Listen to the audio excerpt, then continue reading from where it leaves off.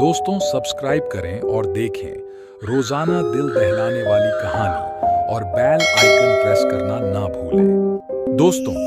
यह घटना आज से 15 साल पहले मेरे साथ घटी थी, जब मैं गांव से शहर अपने पैरों में खड़े होने के लिए आया था और उसे समय यहाँ पर मेरे जान पहचान का कोई नहीं था, जिसके कारण मुझे यहाँ पर काम के लिए बहुत ही ज्यादा भटकना पड़ा, क्योंकि कोई भी बिना जान पहचान के मुझे काम पर रखने को तैयार नहीं था। और काफी लंबे समय और मुश्किलों के बाद फाइनली मुझे एक सिनेमा हॉल में काम मिल जाता है, वह भी एक अच्छी सैलरी के साथ। ऐसे काम ज्यादा बड़ा नहीं था, बस मुझे सिनेमा हॉल में साफ सफाई का देख रेख करना था। पर मेरे काम का शिफ्ट दिन में नहीं बल्कि रात के समय था, जहां सभी व्यक्तियों के चले जाने के बाद मैं आराम से सिनेमा हॉल के अंदर जाकर भैया को बोलकर उस मूवी को दोबारा चलाकर वहां की सफाई करना चालू कर देता था। जहां रात के समय मुझे वहां पर बड़ी अजीब सी आवाज आया करती थी, जैसे कई लोग भागते हुए चिल्ला रहे हों, बचाओ, हमें बचाओ। और कभी कभार हवा का एक बड़ा शोका मुझे छू के निकलता और काम के दौरान मेरे को बार बार यह अजीब सी आवाज सुनाई देती। मुझे शुरू में लगा कि मैं रात के समय काम करता हूँ और नींद आने के कारण मुझे यह सब वहम होता है, और ऐसा मेरे साथ हमेशा होता था।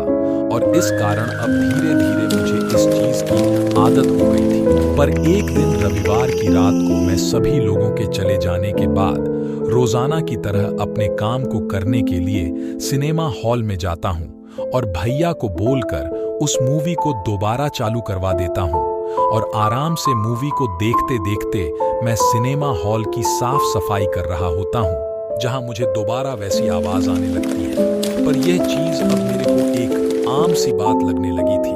इसलिए मैं इस सब को इग्नोर मार के अपने काम को कर रहा होता हूँ और आराम से 1 घंटे के अंदर पूरे काम को कंप्लीट करके पीछे वाली सीट में जाकर बैठ जाता हूँ और आराम से मूवी को एंजॉय कर रहा होता हूँ कि तभी मूवी देखते देखते कब मेरी आंख लग गई, मुझे पता ही नहीं चला।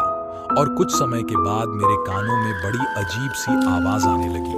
जो कि हमेशा आती थी, पर इस बार यह आवाज बहुत ही ज्यादा तेज थी, जैसे कि कोई कान की तरफ आकर जोर जोर से चीख रहा हो और कह रहा हो, हमें बचाओ, हमें बचाओ। कि तभी अचानक किसी ने मेरा गला कस की पकड़ ली और इसी दौरान मेरी नींद खुल गई। और जब मेरी आंख खुली तो मैं अपनी छाती में एक बहुत ही डरावने व्यक्ति को बैठकर मेरा गला दबाते हुए देखा। और मैंने अपने आसपास और भी अजीब डरावने व्यक्ति को देखा, जिसमें से कईयों ने मेरा हाथ पकड़ रखा था तो कईयों ने मेरे पैर को पूरी तरह जकड़ रखा था,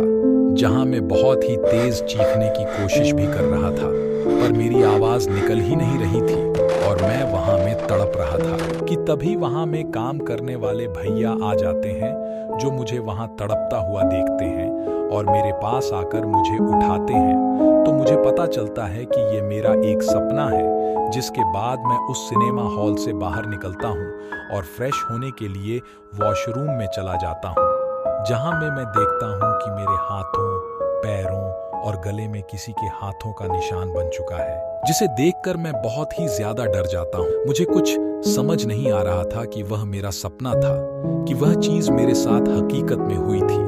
और इस चीज को सोचते सोचते मेरा पूरा रात बीत जाता है, जहां मेरे ड्यूटी का समय भी पूरा हो जाता है और मैं वहां से अपने घर के लिए निकल रहा होता हूं कि मुझे तभी सामने एक पान की दुकान दिखती है, जहां मैं अपने मन को फ्रेश करने के लिए दुकान में जाकर दुकान वाले भैया को एक पान बनाने के लिए कहता हूं, जहां वह भैया मेरे से पूछते हैं कि क्या तुम ही इस सिनेमा हॉल में रात के समय ड्यूटी करते हो, जहां पर मैं उन्हें हाँ में जवाब देता हूं। जिसके बाद वह मुझे कहते हैं कि तुम तो बड़े बहादुर हो। इसे सुनने के बाद मुझे बड़ा अजीब सा लगता है कि उन्होंने यह मेरे से ऐसा क्यों कहा, जहां मैं उनसे पूछता हूं कि आपको ऐसा क्यों लगता है, जहां पर वह भैया बताते हैं यह सिनेमा हॉल एक हॉन्टेड सिनेमा हॉल है, जहां पर कोई भी बंदा रात के समय काम नहीं करना चाहता है, क्योंकि उनका मानना है कि यहाँ में कुछ आत्माएं हैं जो रात के समय यहाँ में भटकती है और यहाँ में कई सारे लोग रात के समय काम करने के लिए आते हैं, पर उनके साथ ऐसी घटनाएं घटती हैं जिसके बाद वह अगले दिन से यहाँ आना बंद कर देते हैं, जिसे सुनने के बाद मेरे पैरों तले जमीन खिसक जाती है। इस सिनेमा हॉल की हिस्ट्री जानने के बाद मैं उसी दिन काम छोड़ देता हूँ और वहाँ के ऑनर से अपना रुपए लेकर अपने गांव वापस चला जाता हूँ।